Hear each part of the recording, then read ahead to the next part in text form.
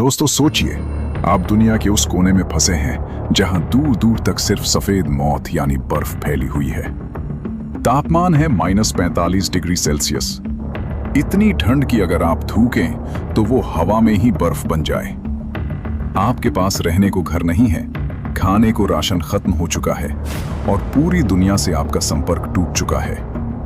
कोई आम इंसान होता तो कुछ ही घंटों में दम तोड़ देता, लेकिन आज हम आपको सुनाने जा रहे हैं इतिहास की वो सच्ची कहानी जहां 28 लोग किसी चमत्कार की वजह से नहीं बल्कि अपने फौलादी इरादों की बदौलत अंटार्कटिका के उस नरक में पूरे 2 साल तक मौत की आंखों में आंखें डालकर जिंदा बच निकले। यह कहानी है साल 1914 के इंपीरियल ट्रांस अंटार्कटिक एक्सपेडिशन की, जब एंड्योरेंस नाम का एक जहाज 28 लोगों को लेकर अंटार्कटिका फतह करने निकला था। आज शम्स की जुबानी में जानिए कि इमेज में दिखने वाला यह सफर कैसे मौत का दूसरा नाम बन गया और कैसे ये लोग इतिहास रचते हुए वापस लौटे। तारीख थी 8 अगस्त 1914। ब्रिटेन के मशहूर खोजी सर अर्नेस्ट शेकल्टन अपनी टीम के साथ एक ऐतिहासिक मिशन पर निकलते हैं। उनका मकसद था अंटार्कटिका महाद्वीप को पैदल पार करना। उनके जहाज का नाम था एंड्योरेंस। सफर की शुरुआत शानदार रही, लेकिन जैसे ही जहाज अंटार्कटिका के करीब वेडेल सागर में पहुंचा, कुदरत ने अपना खौफनाक रूप दिखाया। जनवरी 1915 में अचानक मौसम बेहद खराब हो गया। समंदर का पानी इतनी तेजी से जमा कि एंड्योरेंस जहाज चारों तरफ से बर्फ के विशाल पहाड़ों के बीच फंस गया। जहाज न आगे जा सकता था न पीछे। समंदर की बर्फ ने जहाज को एक शिकंजे की तरह जकड़ लिया था। क्रू ने हफ्तों तक बर्फ को काटने की कोशिश की, लेकिन सब बेकार रहा। दिन हफ्तों में बदले और हफ्ते महीनों में। धीरे धीरे वहां अंटार्कटिका की वो काली और लंबी रातें शुरू हो गईं, जहां सूरज महीनों तक निकलता ही नहीं था। अक्टूबर 1915 आते आते बर्फ का दबाव इतना बढ़ गया कि जहाज के तख्ते चटकने लगे और उसमें पानी भरने लगा। शेकल्टन समझ गए कि अब इस जहाज को नहीं बचाया जा सकता। उन्होंने तुरंत हुक्म दिया, जहाज खाली करो। 28 लोग अपना राशन, 3 छोटी लाइफ बोट्स और जरूरी सामान लेकर उस तैरती हुई बर्फ की चादर पर उतर गए।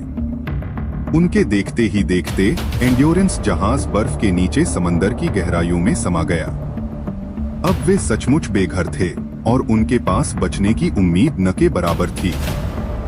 अब शुरू हुई सर्वाइवल की वो खौफनाक दास्तां जो इंसानी इतिहास में कभी नहीं देखी गई। कई महीनों तक ये लोग बर्फ के तैरते हुए टुकड़ों पर टेंट लगाकर रहे। जिंदा रहने के लिए उन्होंने सील मछली और पेंगुइन्स का शिकार किया। तापमान -40 से नीचे जा रहा था और बर्फ की जमीन लगातार खिसक रही थी। जब बर्फ पिघलने लगी और उनके नीचे की जमीन टूटने लगी, तो शेकल्टन ने उन 3 छोटी लाइफ बोट्स को समंदर में उतारा। जमा देने वाले पानी और विशाल लहरों से लड़ते हुए 5 दिनों की भयानक और थका देने वाली यात्रा के बाद वे एक निर्जन द्वीप एलिफेंट आइलैंड पहुंचे। लेकिन मुसीबत यह थी कि वहां कोई इंसान नहीं रहता था, यानी वहां भी मदद मिलने की कोई गुंजाइश नहीं थी। शेकल्टन जानते थे कि अगर वे यहीं रुके रहे तो सब भूख और ठंड से मारे जाएंगे। इसलिए उन्होंने एक आत्मघाती फैसला लिया। वे खुद अपने 5 सबसे मजबूत साथियों के साथ एक छोटी सी खुली नाव में सवार हुए और दुनिया के सबसे खतरनाक समंदर में 1300 किलोमीटर दूर साउथ जॉर्जिया के एक व्हेलिंग स्टेशन की तरफ चल पड़े। बिना किसी आधुनिक कंपास या जीपीएस के, सिर्फ तारों और अंदाजे के दम पर 16 दिनों तक मौत से लड़ते हुए शेकल्टन ने उस विशाल दूरी को पार कर लिया। साउथ जॉर्जिया पहुंचने के बाद भी शेकल्टन रुके नहीं। उन्होंने तुरंत एक रेस्क्यू शिप का इंतजाम किया और एलिफेंट आइलैंड पर फंसे अपने बाकी 22 साथियों को बचाने निकल पड़े।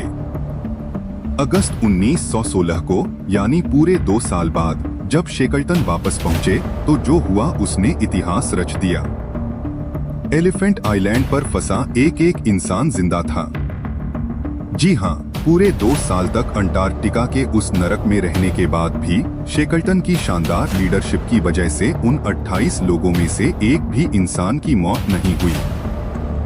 दोस्तों, इमेज में दिखने वाली यह कहानी हमें सिखाती है कि हालात चाहे कितने भी बदतर क्यों न हो, अगर हौसला फौलादी हो तो मौत को भी घुटने टेकने पड़ते हैं।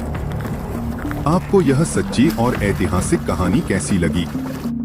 कमेंट में जरूर बताएं।